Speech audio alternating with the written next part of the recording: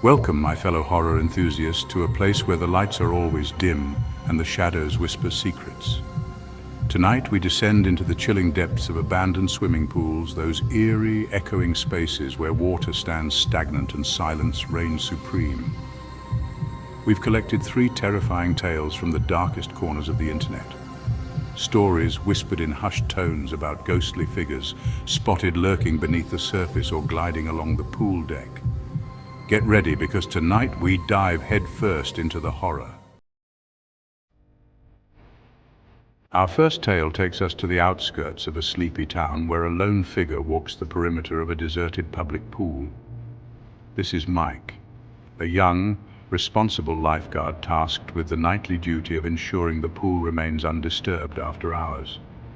It's a thankless job, usually uneventful, but tonight something feels different.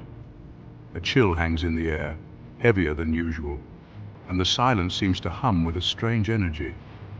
Mike shines his flashlight across the expanse of still water, its beam cutting through the darkness like a hot knife.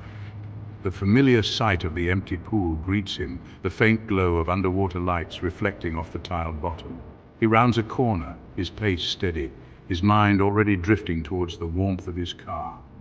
Then he hears it, a faint splash.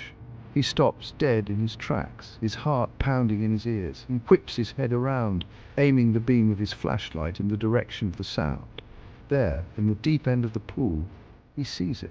A figure, gliding through the water, a lone swimmer, their form distorted by the rippling water, eerily illuminated by the pool lights. Panic seizes Mike's chest. The pool is closed. It's past midnight. No one should be in the water.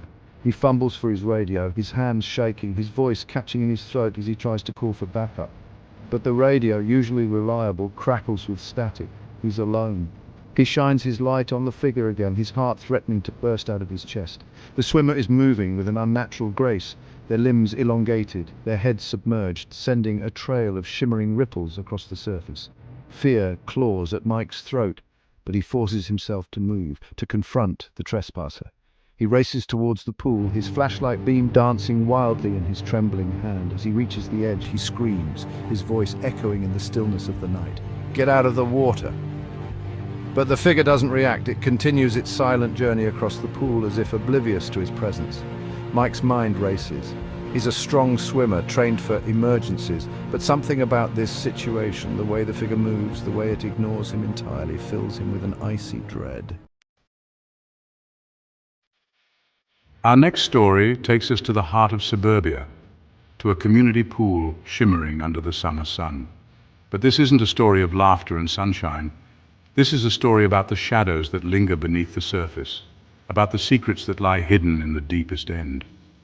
The pool is closed for the season, draped in an eerie silence. The air, usually thick with the scent of chlorine and sunscreen, hangs heavy with an unsettling stillness. A group of teenagers, bored and restless, decide to break in. They're drawn to the forbidden, the thrill of trespassing sending a rush of adrenaline through their veins. There's Jake, the ringleader, always pushing boundaries, daring others to follow. There's Emily, his hesitant girlfriend, torn between her better judgment and her desire to fit in. And then there's Ben, quiet and observant, a knot of unease tightening in his stomach as they slip through the chain-link fence and onto the concrete surrounding the pool. The setting sun casts long, menacing shadows across the deserted grounds, twisting familiar shapes into grotesque figures. The air grows colder, the silence heavier, as if the very air is warning them to turn back. But teenagers can be deaf to such warnings, their youthful arrogance blinding them to the dangers that lurk in the shadows. They spread out their towels, their laughter echoing unnaturally loud in the stillness, their bravado a flimsy shield against the growing sense of unease that permeates the air. Jake, ever the daredevil, is the first one in the water, cannonballing into the deep end, sending a spray of cold water over the others. Emily follows cautiously, her laughter strained, her eyes constantly scanning the perimeter of the pool, as if expecting something to emerge from the shadows. Ben sits on the edge, his feet dangling in the water, his gaze fixed on the murky depths. He can't shake the feeling that they're being watched, that something unseen is lurking just beneath the surface, its eyes fixed on them with a cold, calculating gaze.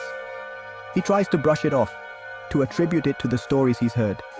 Local legends whispered around campfires and shared in hushed tones in darkened bedrooms. But then, he sees it. A flicker of movement in the deep end, just beyond the reach of the fading sunlight. He sits up straighter, his heart pounding against his ribs. He strains his eyes, trying to make out what he's seeing. At first, it's just a shadow, a distortion in the water, but then, as the last rays of sunlight disappear below the horizon, it becomes clearer. A figure. A child. Small and translucent, floating in the water. The child's eyes are wide and vacant, staring up at him, their emptiness sending a chill down his spine that has nothing to do with the cold water lapping at his feet. He jerks back from the pool's edge, stumbling over his own feet, his voice catching in his throat as he tries to warn the others. Chapter 3. The Poolside Apparition. Our final tale takes us to a grand old hotel, its once vibrant facade now faded and cracked, a shadow of its former glory. The pool area, once a bustling oasis, is now eerily silent, the water still and reflective, mirroring the starless night sky. This is where we find Edward, an aging security guard, making his rounds. His footsteps echo in the stillness, the only sound besides the gentle rustling of leaves in the night breeze. Edward has been working at the Grand Blackwood Hotel for as long as he can remember. He knows every creak of the floorboards, every flickering light, every shadow that stretches across the walls as the night deepens. He's heard the whispers, of course, the stories whispered by guests and staff alike. Tales of a ghostly presence that roams the halls, a lingering echo of a tragic past. But Edward, a practical man, always dismissed them as overactive imaginations. Tonight, however, feels different. The air is thick with a strange energy, a palpable sense of something unseen lurking just beyond the reach of the dim lights that illuminate the pool area. Edward pauses at the edge of the pool, his flashlight beam cutting through the darkness, illuminating the still water. The silence is almost deafening, broken only by the steady thump of his own heart. He shines his light across the rows of empty lounge chairs, their plastic webbing faded and cracked, remnants of sun-drenched afternoons long gone. He checks the pool gate, ensuring it's securely locked, his breath misting in the cool night air. He's about to move on to continue his rounds when a flicker of movement catches his eye. It's a subtle movement, barely perceptible in the reflection of the water.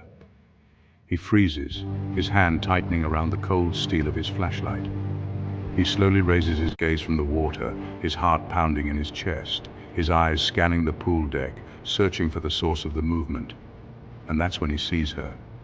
Standing at the edge of the deep end is a woman, her back to him, her figure outlined against the moonlight that filters through the gaps in the tattered awning overhead. She's wearing a vintage swimsuit, a one-piece with a ruffled skirt, a style popular in the hotel's heyday decades ago. Her hair is piled atop her head in a mess of curls, and Edward can just make out the delicate curve of her neck, the elegant line of her shoulders. He's instantly captivated by her, drawn to her beauty, but something about her feels off, out of place. He takes a step closer, his mouth dry, his voice a raspy whisper.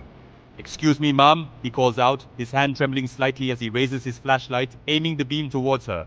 The pool area is closed, but the woman doesn't respond. She stands motionless, her back still turned, as if unaware of his presence. Edward takes another step, his unease growing with each passing second. "Ma'am, can you hear me?" The stagnant air of abandoned swimming pools seems to hold more than just chlorine and the faint memory of laughter.